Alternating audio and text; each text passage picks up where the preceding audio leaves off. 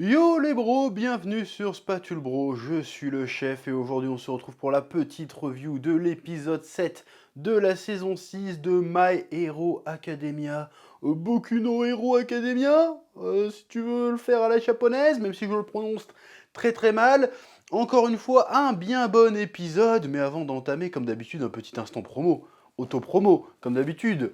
Manga Story, analyse et décryptage du manga shonen par le chef Otaku. Hein, on y parle des thèmes, des concepts, des archétypes, de la mythologie autour des shonen, notamment les shonen que j'appelle neketsuesques. C'est une masterclass, voilà, très bon porte d'entrée pour ceux qui découvrent le manga, tout ça, qui fait d'ailleurs un plutôt bon démarrage de ce qu'on m'a dit, donc tant mieux, ça fait plaisir. Des dédicaces très bientôt, j'en parlerai. Le lien est dans la description ou dans toutes les librairies près de chez vous, bien sûr. Oui. Tu vois ce que je veux dire? C'est débile. Calmos, les amis. Ah, j'aime bien ça. Ça, c'est bon, C'est ça. la manière la plus stylée de voler, c'est pas la Superman avec les bras devant, on s'en bat les couilles de ça. Tu fais oh. Et en fait, il est éclaté comme film.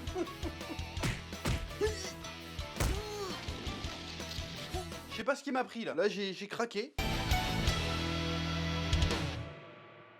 Bon, alors globalement, cet épisode de My Hero Academia, je l'ai trouvé très bien, plutôt bien rythmé, même s'il y a quand même quelques passages où tu sens que ça remplit des secondes, hein, notamment certains passages du combat entre Shigaraki et Endeavor qui sont un petit peu répétitifs.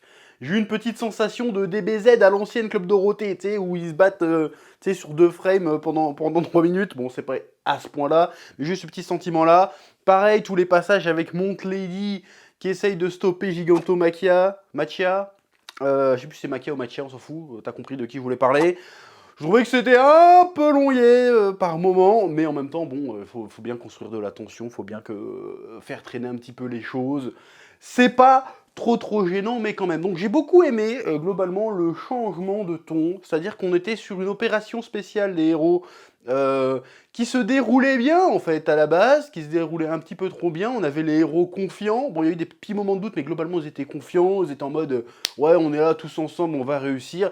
Et tout d'un coup, en l'espace d'un instant, le tableau s'est renversé, s'est inversé. C'est-à-dire que les héros se retrouvent en détresse d'un seul coup, se retrouvent dépassés, que ça soit d'un point de vue même du nombre, ou bien même en termes de puissance, tout simplement. C'est-à-dire ils paraissent de plus en plus démunis face à la menace qui s'annonce, hein, c'est-à-dire non seulement Shigaraki, mais aussi toute la réserve du Front de Libération des Super-Pouvoirs, il me semble que c'est ça le nom, qui commence aussi à contre-attaquer, donc il y a une contre-offensive assez féroce qui est en train de se jouer, et du coup, il y a quand même une certaine tension palpable, on est comme ça, putain, ils sont dans la merde, vont-ils s'en sortir? Qui va rester sur le carreau? On a déjà vu quelques héros tomber au combat.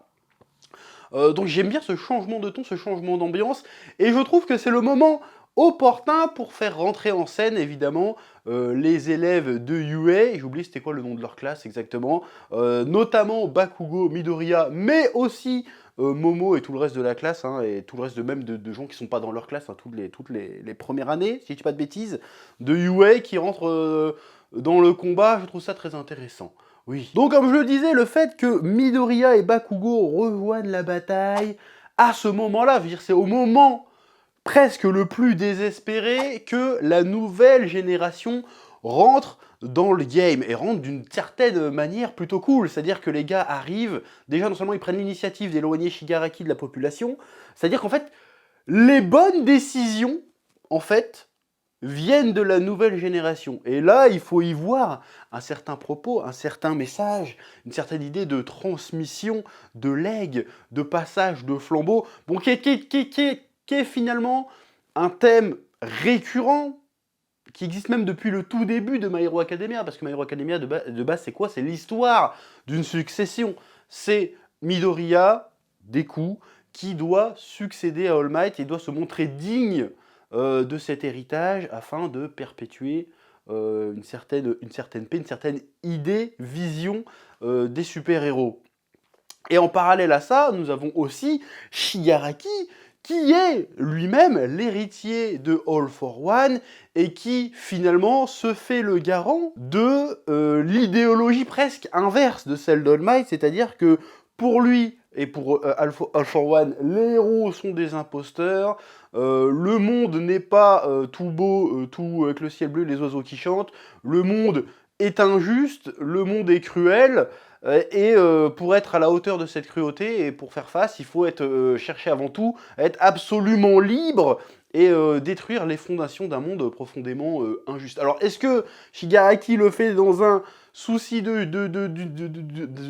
recherche d'une certaine justice ou simplement d'une certaine paix intérieure en extériorisant ces conneries? Je ne sais pas trop encore, nous verrons plus tard, mais j'aime bien cette idée de transmission. Et là, en fait, on arrive un peu au pinacle de ça, même si ça avait déjà été un petit peu amorcé avec la retraite forcée d'All Might, mais on arrive un peu au pinacle de ça, parce que c'est pas juste All Might qui doit passer le flambeau, c'est tous les héros qui doivent passer le flambeau. Rien que la scène où Midoriya et Bakugo sauvent Aizawa, parce qu'Aizawa allait très clairement se faire poutrer par Shigaraki. Il avait sorti son petit canif, mais t'aurais rien fait, frérot, je suis désolé. Et en fait, il le sauve.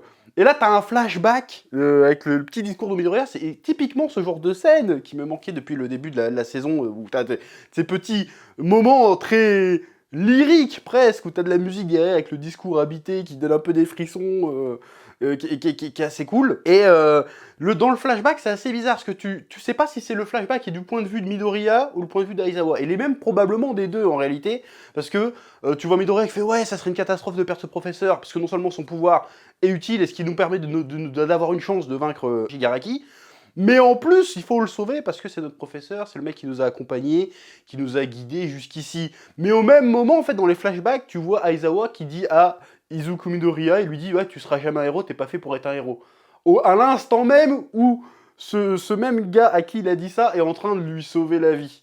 Donc j'ai trouvé le passage super intéressant, et c'est pas le seul passage. En fait, tu te rends compte qu'Aizawa, finalement, il se dit peut-être, dans la mise en scène, putain, j'ai eu tort. J'ai eu tort. Et en fait, mais il veut protéger ses élèves, il le dit et tout, mais quelque part, c'est comme ça que je le comprends. J'ai eu tort de douter de ce mec-là, que ce gosse n'était pas capable de devenir un héros. Et là, il vient de me sauver la vie. Et il montre l'exemple parce qu'il prend la bonne décision, alors que les héros à l'ancienne se focus sur un objectif, certes important, mais qui n'est pas le plus important en fait. Ils font que des erreurs. Et Aizawa, je pense que même quand tu vois avec l'eau qu'il a dans les yeux, finalement tu te dis, est-ce que finalement c'est pas un petit peu ses larmes? C'est fastoche, mais ça fonctionne. Mais l'idée principale à retenir dans tout mon baragouinage, c'est que t'as l'idée d'une génération qui échoue, qui a échoué, qui n'est plus à la page, et qui se retrouve démunis face à une menace toute nouvelle, qui est quelque part le fruit de leurs échecs, de leurs erreurs et de leurs errances. Shigaraki, nouvelle menace, ils sont pas armés pour faire face à ça, donc quelque part ils doivent laisser la place à la nouvelle génération, en espérant qu'elle sera capable de réussir là où elles ont échoué. C'est exactement ce qu'on a avec ce qui se passe avec Gigantomachia, Monk Lady et comment elle s'appelle, Midnight, qui clairement elle le dit à un moment donné, putain, les vieux héros c'est de la merde, et en fait elle a honte, elle est obligée d'appeler les Momo, elle fait genre bon, on a échoué, on n'a pas réussi à arrêter le géant, il faut à tout prix vous l'arrêter. Et même, vas-y, trouvez un moyen de l'endormir s'il vous plaît, je sais que c'est pas trop... on ne devrait pas vous mettre en danger, mais s'il vous plaît, essayez de faire un truc, faites le maximum et mettez-vous à l'abri. Donc là c'est clairement... Pour moi, ça appuie ce que je suis en train de te dire, c'est qu'il y a une ancienne génération qui échoue et qui est obligée de se reposer sur la nouvelle. J'aime beaucoup cette idée de transmission, voilà, mais qui se ne limite pas qu'à Midoriya et à Shigaraki, qui est en fait générationnel en réalité. Et ça, je trouve ça plutôt bien fait et très intéressant. D'ailleurs, tu vois Momo qui reprend les choses en main assez vite, qui arrive direct avec un plan, qui fait des doses de morphine et tout. Donc c'est plutôt cool. Donc tout le passage où les élèves ont été mis en retrait était narrativement complètement justifié pour nous raconter ça en fait. Donc encore une fois, je trouve ça plutôt brillamment exécuté, et peut-être même encore plus dans le manga. Et d'ailleurs, le fait de cette idée de nouvelle génération, d'ancienne génération qui a échoué, elle est aussi valable dans le camp des méchants. C'est-à-dire que le All for One n'a fait qu'échouer. Donc là, on voit Shigaraki qui essaye un peu de se dissocier de ça, parce que All for One n'a pas l'air d'avoir envie, justement, de céder réellement sa place. Parce que tu sens qu'il a envie de prendre possession de Shigaraki et pas de léguer vraiment de vraiment faire de Shigaraki son véritable successeur. Il n'a pas envie de lui lâcher la bride, en fait. Et c'est là, à mon sens, qu'il se démarque des héros. C'est-à-dire que les héros sont prêts à mettre leur ego de côté pour laisser une nouvelle génération faire mieux qu'eux, alors que All for One veut rester dans le game à tout prix. Et il se sert de Shigaraki comme il essaie en tout cas d'en faire son instrument plutôt que son héritier. Encore une fois, une opposition très très intéressante, parce que Shigaraki essaye de se détacher de ça, on le voit dans cet épisode, mais finalement il a les mêmes problématiques que Midoriya, c'est-à-dire que Midoriya aussi essaye de se détacher d'All Might, mais All Might ne retient pas Izuku, si tu veux. Izuku, pardon. Alors que Shigaraki est retenu, donc finalement dans sa quête de liberté, est-ce que finalement il se soumet pas un petit peu? Donc l'opposition devient thématiquement super intéressante. Oui. Ce que j'aime aussi, c'est que plus ça va, plus on sent quand même l'héritage comics, notamment Marvel. Quoique on peut y voir peut-être un peu de DC Comics aussi. Parce que le classique du super vilain ultra cheaté aux 1001 pouvoirs, qui est littéralement presque divin et invincible, c'est un classique dans la mythologie comique super-héroïque US, notamment chez Marvel. C'est-à-dire que, allez, 1 giga event sur 2 de Marvel, t'as un ennemi virtuellement invincible. C'est-à-dire que Kang le Conquérant, qu'on verra bientôt en film, c'est exactement ce délire-là. C'est-à-dire que le gars a trop de pouvoir, a trop de machin, il est trop cheaté, il faut qu'on se mette tous ensemble pour le poutrer, sinon on n'a aucune chance. En 1v1, personne ne le prend. C'est la même chose pour Thanos. Thanos avec les gants de l'infini, c'est un peu le même délire. C'est-à-dire on est devant un gars qui littéralement, il touche un truc, il peut détruire l'univers. C'est un peu ce que fait Shigaraki. Bon, il détruit pas l'univers, mais quand même le gars a un pouvoir instoppable en fait. Donc il faut l'union de tout ce qui existe et une espèce d'intelligence collective pour réussir à l'avoir à la zob en fait. Donc moi j'aime beaucoup ce délire-là, c'est vraiment...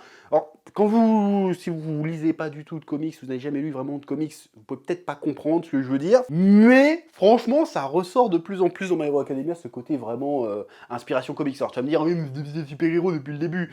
Oui mais en fait il y a le fait de mettre des super-héros, et de raconter des histoires de super-héros plus ou moins de la même manière que dans les comics, en fait. Là, ça reprend vraiment des clichés, des archétypes, on va dire, de comics qui fonctionnent très très bien, mixés avec un petit esprit shonenique que j'aime beaucoup. Bref, pour moi, c'était un très bon épisode. Il s'est arrêté, j'étais un petit peu frustré à la fin quand ça s'est arrêté. J'étais là, oh non, je veux voir la suite. Donc c'est toujours très très bon signe. Quand t'es frustré à la fin de l'épisode, c'est que le truc a fait le café, le truc a fait le taf. Bon, à part une ou deux séquences, notamment entre... comment s'appelle-t-il ? Il y a un moment assez cool où t'as un espèce de triple attaque entre Midoriya, Bakugo et Endeavor, qui était plutôt bien animé. Mais le reste de l'épisode était assez moyen. Hein. Je trouve qu'il y a eu un petit downgrade niveau animation pour My Hero Academia. Et surtout, en fait, après, c'est pas la même mode de production et tout. Faut pas juger là-dessus. Mais après, t'arrives derrière, tu regardes Blue Lock, tu revois Chainsaw Man, tu vois même Bleach, tu fais ah. Bon, même si l'animation de Blue Lock est un peu downgrade aussi par rapport aux 2-3 premiers épisodes, mais quand même, tu dis ah, dommage, tu vois. Enfin bref. C'est à peu près tout ce que j'avais à dire sur cet épisode 7 de My Hero Academia, qui, ma foi, devient de plus en plus palpitante, qui est... Vraiment, quand t'es fan de super-héros et quand t'es fan de Shonen Neketsu, ce qui est mon cas, ce manga est une régalade. Voilà, et nous ne sommes pas encore au bout de nos surprises. Bref, comme je viens de le dire encore une autre fois, je recommence mon outro. C'est tout ce que j'avais à dire sur cet épisode. Comme d'habitude, je t'invite à mettre un petit pouce bleu qui sera bien apprécié, un petit commentaire pour ce que tu as pensé toi-même de cet épisode, de ce que tu as pensé de cette review, et surtout pour le référencement. T'abonner si ce n'est pas déjà fait, en te remerciant de ta sollicitude. Et je te dis à très vite sur Spatule Bro, et à très bientôt, que la passion te guide. Oui.